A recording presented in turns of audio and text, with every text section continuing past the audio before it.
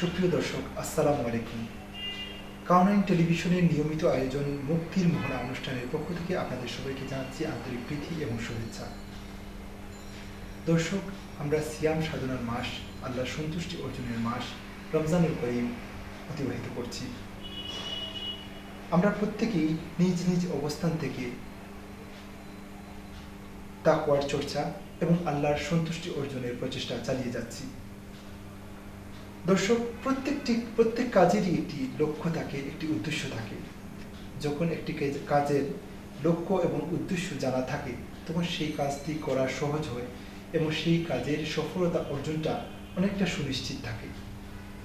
আর যখন একটি কাজের লক্ষ্য উদ্দেশ্য জানা না থাকে, তখন সেই কাজে সফলতা অর্জন করাটা অনেকটাই দুষ্কর হয়ে পড়ে, কখনো কখনো বিভ্রান্তও হতে হয়।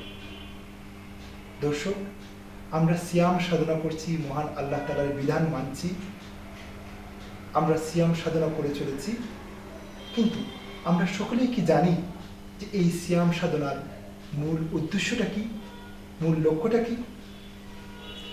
দর্শক, আসুন আজকে আমরা যে সিয়াম সাধনা করছি, সেই সিয়াম সাধনার লক্ষ্য এবং উদ্দেশ্য সম্পর্কে জানি।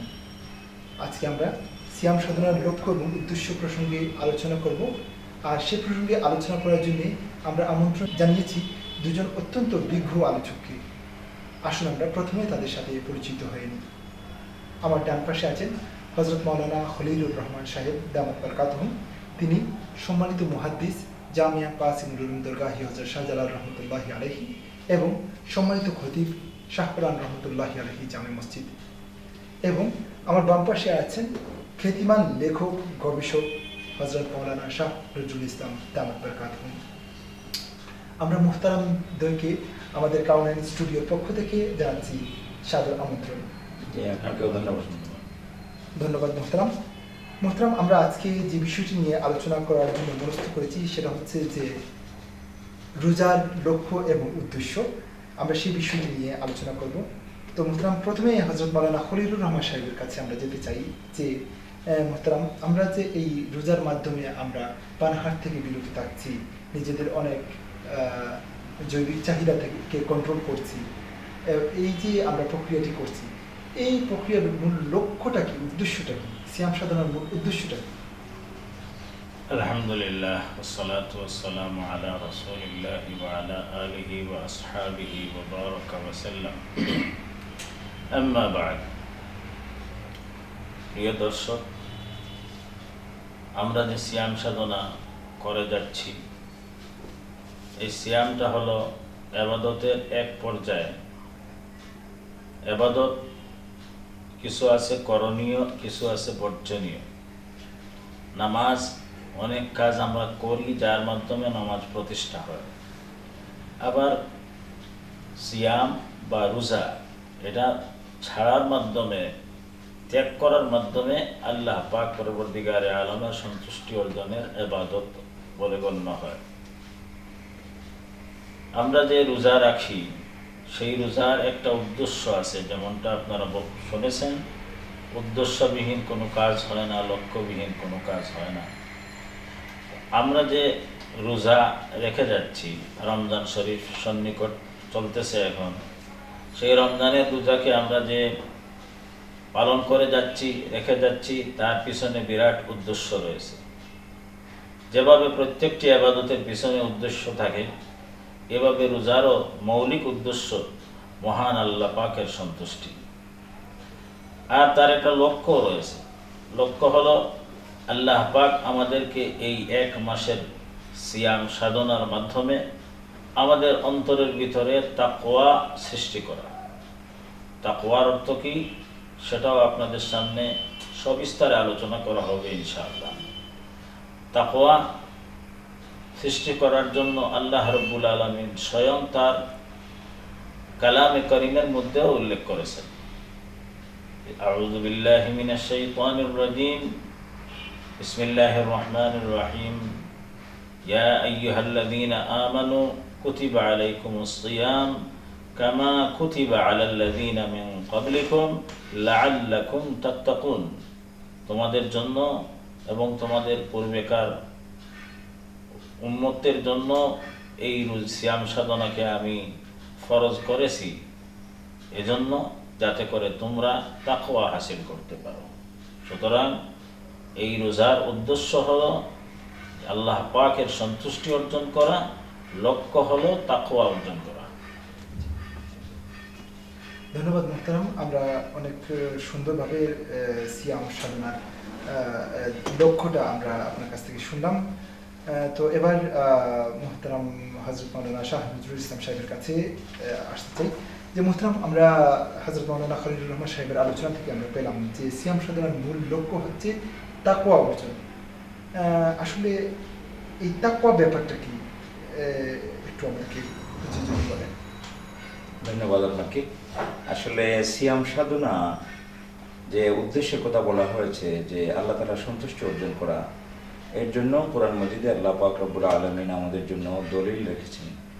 কোরআন মজিদের সূরা আনআমের 162 নম্বর আয়াতে আল্লাহ তাআলা বলছেন যে কুল ইন্না সলাতি ওয়া নুসুকি ওয়া মাহইয়ায়া ওয়া মামাতি লিল্লাহি রাব্বিল আলামিন।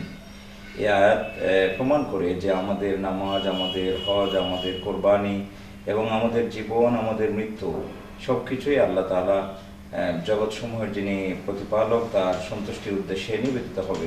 তো সেই জন্যই আমরা সিয়াম সাধনা করি। এবং লক্ষ্যের ক্ষেত্রে যে আয়াতে করিমা পেশ করা হয়েছে সেটি হচ্ছে সূরা বাকারার 183 নম্বর আয়াত। সেখানে আল্লাহ তাআলা বলছেন যে সিয়াম সাধনার লক্ষ্য হচ্ছে তাকওয়া অর্জন।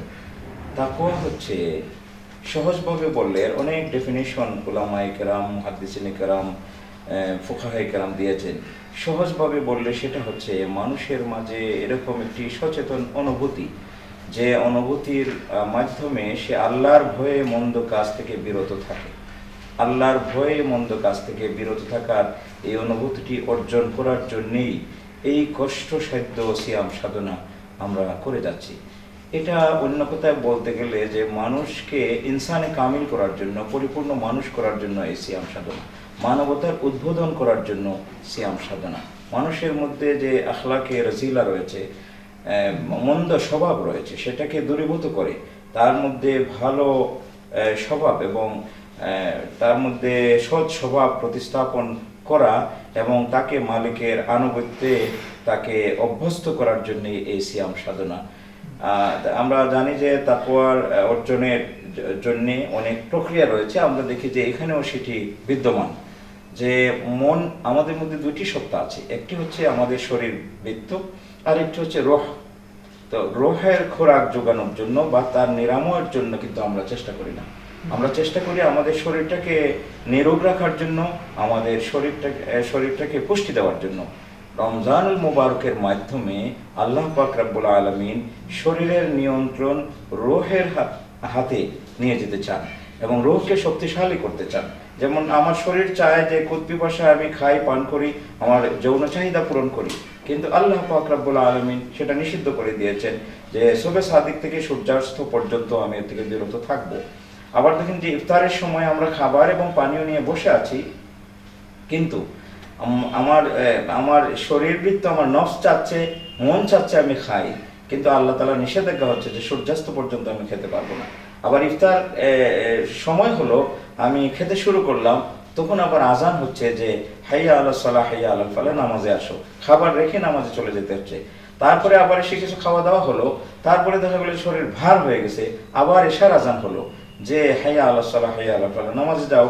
এশার নামাজ পড়ার পর আবার 20 রাকাত লম্বা নামাজ আমরা সেখানে পড়তেছি মনের ইচ্ছার বিরুদ্ধে, মনকে শায়েস্তা করার জন্য আমরা সেটা করছি।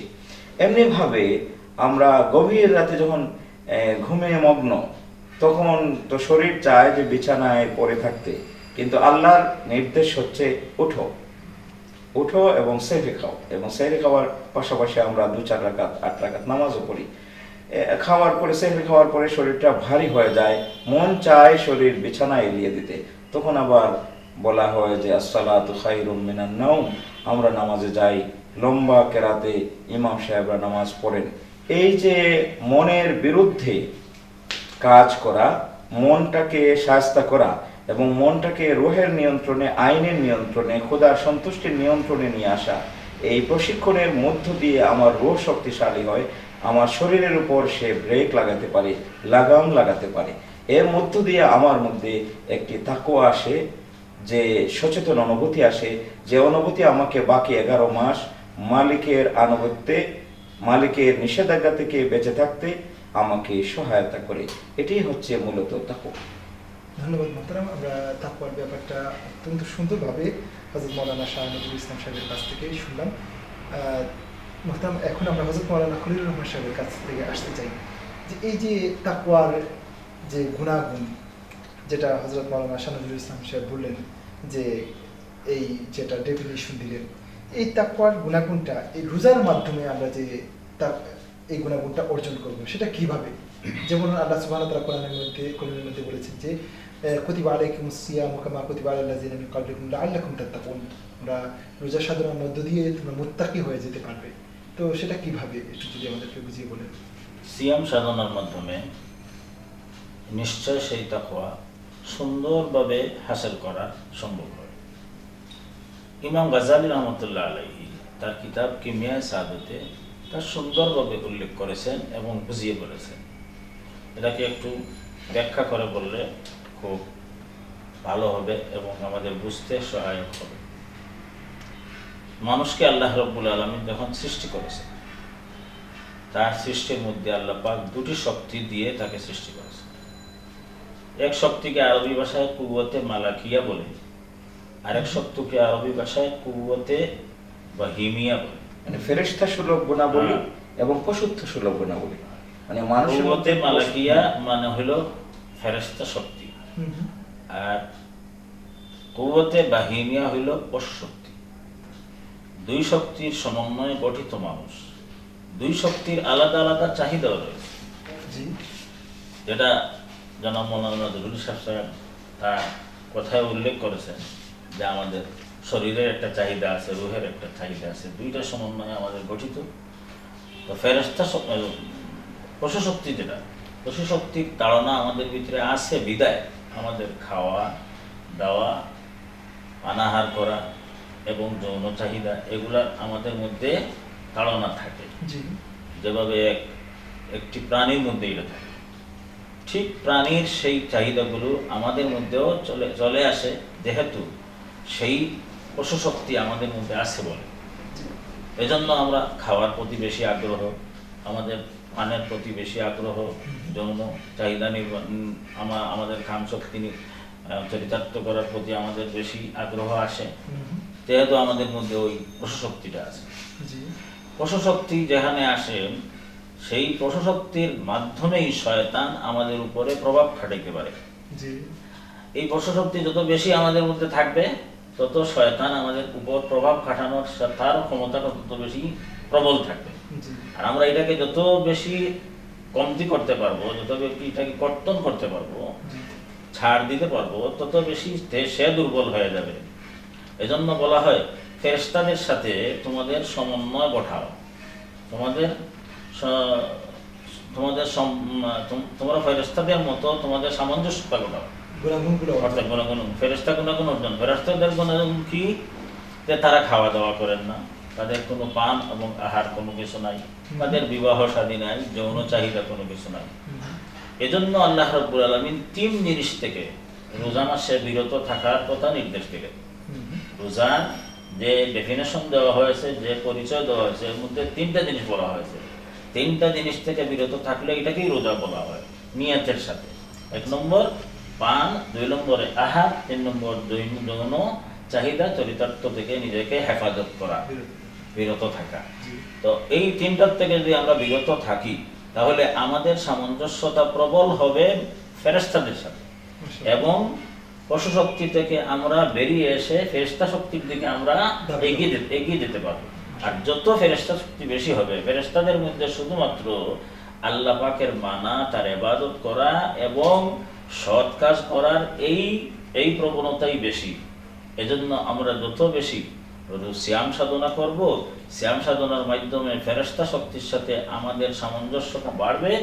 এতে আমাদের মধ্যে মন্দ কাজ এবং গুনাহ এবং বিভিন্ন ধরনের প্রবৃত্তিমূলক যত আমরা কাজ, তাড়না প্রবৃত্তি, তাড়না যে সমস্ত কাজ আমরা করি, এগুলোর থেকে আমরা বিরত থাকার একটা শক্তি আমাদের মধ্যে জন্ম নেবে রোজার মাধ্যমে। রোজার মাধ্যমে। এই 1 মাসের রোজা একটা ট্রেনিং স্বরূপ, একটা ট্রেনিং স্বরূপ। এই ট্রেনিংয়ে আমাদের মধ্যে এমন একটা গুণাগুণ আসবে যে গুণাগুণ দ্বারা বাকি 11 মাস আমরাও মন্দ কাজ থেকে, পাপাচার থেকে এবং অপরাধমূলক কাজ থেকে আমরা বেঁচে থাকতে পারবো। এতে সমাজও সুন্দর হবে এবং আমরা নিজেরাও সুন্দর হব।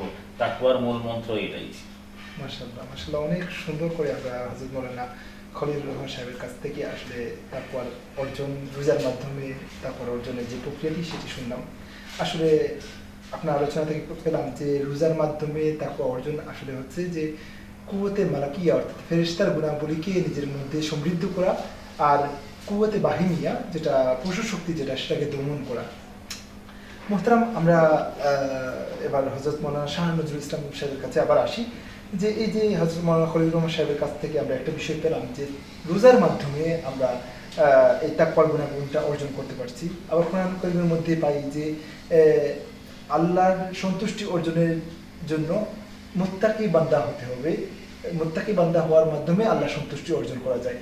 তো মোহতারাম, আমাদের কি আরো কিছু বলবেন যে আমাদের ইসলামী শরিয়া এই তাকওয়ার গুণাবলী অর্জনের জন্য আর কি কর্মসূচি দেয়, আর কিভাবে আমরা এই তাকওয়ার গুণাবলীকে অর্জন করতে পারি? আসলে বিষয়টিকে ভিন্নভাবে ব্যাখ্যা করা যায়। একটা হচ্ছে যে ইবাদতকে মৌলিকভাবে 5 ভাগে বিভক্ত করা হয়েছে।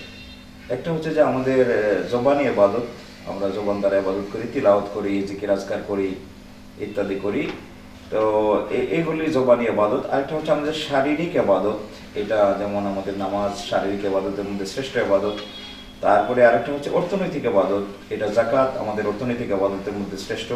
এবং আরেকটা হচ্ছে শারীরিক এবং অর্থনৈতিক ইবাদতের সমন্বিত ইবাদত, এটা হচ্ছে হজ, আমাদের এই ইবাদতের মধ্যে শ্রেষ্ঠ ইবাদত। আরেকটা হচ্ছে যে আল্লাহ পাক রব্বুল আলামিন আমাদের জন্য যা কিছু নিষিদ্ধ করেছেন, যা কিছু আমাদের জন্য ক্ষতিকারক, আমাদের দৃষ্টিভঙ্গির জন্য, আমাদের শরীরবৃত্তের জন্য, আমাদের দুনিয়া আখিরাতের জন্য, আমাদের সমাজ সংস্কৃতির জন্য যা কিছু ক্ষতিকারক, এই সমস্ত ক্ষতিকারক জিনিস থেকে বেঁচে থাকাটাও ইবাদত। এই বেঁচে থাকা বা মন্দ জিনিসকে পরিহার করার যে ইবাদত, সেই ইবাদতের মধ্যে রোজা হচ্ছে সর্বশ্রেষ্ঠ ইবাদত। কারণ তার মধ্যে আমরা সুবে সাদিক থেকে সূর্যাস্ত পর্যন্ত পান থেকে বিরত থাকি, আহার থেকে বিরত থাকি এবং আমরা যৌনাচার থেকে বিরত থাকি। এটাকে আরেকটা উদাহরণের মাধ্যমে বোঝা যায় যে আমরা কিতাবে পড়েছি, আজকে আপনারা জানেন যে ডগ স্কোয়াড আছে, সারা পৃথিবীতে এটি আছে নিরাপত্তার জন্য এবং ক্রাইম এবং ক্রিমিনালদেরকে নিয়ন্ত্রণ করার জন্য এটিকে ব্যবহার করা হচ্ছে। তো এগুলি হচ্ছে প্রশিক্ষিত কুকুর। দেখেন যে লাওয়ারিশ কুকুর যেগুলো রাস্তায় থাকে সেগুলোর কোনো মূল্য নাই, কিন্তু এই প্রশিক্ষিত কুকুরদের একটি মূল্য আছে এবং তারা র্যাঙ্ক আছে, এই পর্যন্ত কর্নেল উপাধি পর্যন্ত তারা পেয়ে গেছে, মানে মালিকের আনুগত্য করে এবং মালিকের আদেশ নিষেধ মেনে। তা আমি দেখি যে এখানে একটি সামঞ্জস্য আছে। যেমন আমরা কিতাবে পড়েছি যে প্রশিক্ষিত কুকুরের ক্ষেত্রে শরীয় মশলাও ভিন্ন, যে একটি লাওয়ারিশ কুকুর কিছুতে মুখ দিলে সেটাকে 7 বার ধুইতে হয় মাটি দ্বারা, আর একটা প্রশিক্ষিত কুকুর কিছু শিকার করে এনে দিলে সেটাকে খাওয়া যায়। তো মাসলাগতভাবে পার্থক্য আছে এবং সেটিকে রাখা যায় বাড়িতে। তাহলে দেখেন আল্লাহ পাক রব্বুল আলামিন আমাদেরকে সেই প্রশিক্ষণটি দিতে চাচ্ছেন যে কুকুরকে প্রশিক্ষণের একটা উপাদান হচ্ছে যে তাকে অভুক্ত রাখা হবে, গোশতের টুকরা রাখা হবে, গাইড সেখানে নির্দেশ করবেন অভুক্ত রাখার পরে সে এটা নিজে খেয়ে ফেলে নাকি মালিকের ইচ্ছা পূরণের জন্য তার চাহিদাকে জলাঞ্জলি দিয়ে মালিকের কাছে এনে পৌঁছায়।